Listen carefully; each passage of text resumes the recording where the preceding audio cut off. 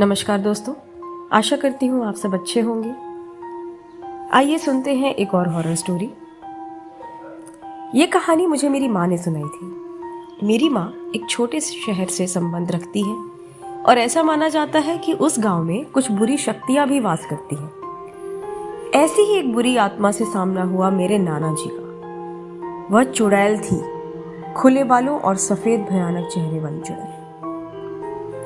ठंड का समय था, शहर में घना कोहरा छाया हुआ था। मेरे नाना एक बड़े अधिकारी थे। रोज की तरह उस दिन जब मेरे नाना जी अपना काम खत्म करके दफ्तर से घर की ओर जाने लगे तो रास्ते में पड़ने वाले बाजार से वह कुछ सामान लेने के लिए रुके। उनके बाकी साथी आगे चले गए और वो पीछे छूट गए। सामान लेते लेते उन्हें टाइम का पता ही नहीं चला और जब नाना जी ने अपनी घड़ी देखी तो टाइम देखकर उन्हें लगा कि आज घर पहुंचने में बहुत देरी हो जाएगी। उन्होंने सोचा जंगल के रास्ते अगर जाऊं तो जल्दी पहुंच जाऊंगा। इसीलिए उन्होंने जंगल की ओर गाड़ी घुमा ली।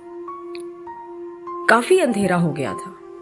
नाना जी तेज गति के साथ गाड़ी चला रहे थे, लेकिन उनकी गाड़ी के आगे एक औरत आ गई। उन्हें झटके से ब्रेक मारनी पड़ी। जो औरत गाड़ी के सामने आई थी वह तेज तेज रो रही थी। नाना जी को लगा कि वह जरूर किसी मजदूर की पत्नी होगी जो रास्ता भटक गई है। रास्ता सुनसान था, इसीलिए उन्होंने सोचा कि इस महिला की मदद की जाए। उन्होंने उस औरत से पूछा कि वह यहाँ अकेले क्या कर रही है। उसने कोई जवाब नहीं दिया और जोर जोर से रोने लगी। ऐसा लग रहा था मानो सारा जंगल उसकी आवाज से गूंज रहा हो। नाना जी ने पूछा कि उसका घर कहाँ है, तो भी वह कुछ न बोली। नाना जी ने उसे कहा कि तुम मेरे साथ मेरे घर चलो, सुबह तुम्हें तुम्हारे घर छोड़ दूंगा। वह नाना जी के साथ चलने के लिए तैयार हो गई और गाड़ी के पीछे वाली सीट पर जाकर बैठ गई। रीति रिवाज के कारण उसने अपने सिर पर घूंघट डाला था, जिसकी वजह से उसका चेहरा छुपा हुआ था।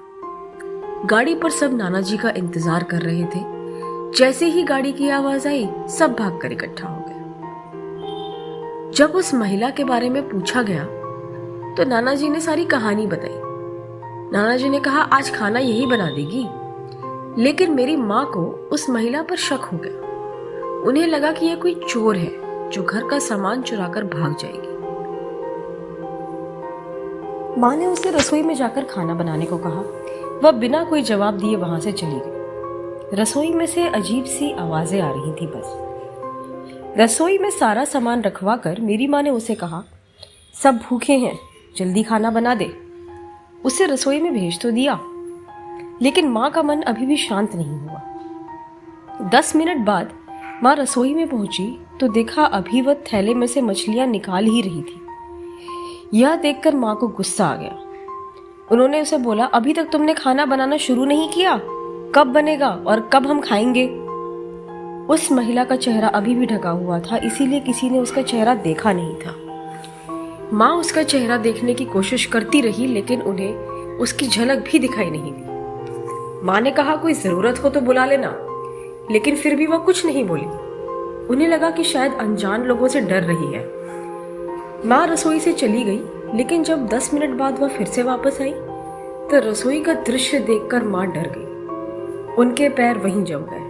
उनके गले की आवाज नहीं निकल रही थी।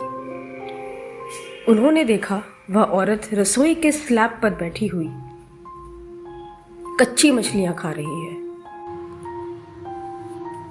सारी रसोई में हड्डियां और मांस के टुकड़े बिखरे पड़े थे। उसके सिर का घूंघट भी उतरा हुआ था और उसका चेहरा बेहद खौफनाक था। बाल बहुत लंबे और नाखून एकदम काले। वह मछलियां खाने में मगन थी, इसीलिए उसका ध्यान माँ पर नहीं गया। माँ भी चिल्लाई नहीं कि कहीं वह और ज्यादा खतरनाक ना हो जाए। माँ ने एक थाल उठाया और वह चूल्हे में से जलता हुआ कोयला लेके उसकी तरफ दौड़ी। उसे आज भी वह औरत दिखाई देती है। कोयला उस चुड़ैल पर फेंक दिया। आग की जलन की वजह से वह डायन तेज तेज आवाजें निकालने लगी। उसकी आवाज सुनकर सारा घर इकट्ठा हो गया। उसे आग दिखाकर घर से बाहर निकाला गया।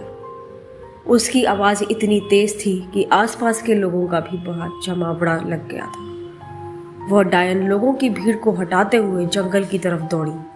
सारे लोग डर के मारे कांप रहे थे और मेरी माँ की हिम्मत की दाद भी दे रहे थे कि अगर उन्होंने सही समय पर कोयले से उस डायन को भगाया नहीं होता तो ना जाने क्या हो जाता। आशा करती हूँ आपको ये स्टोरी पसंद आई होगी। फिर मिलते हैं। नमस्ते।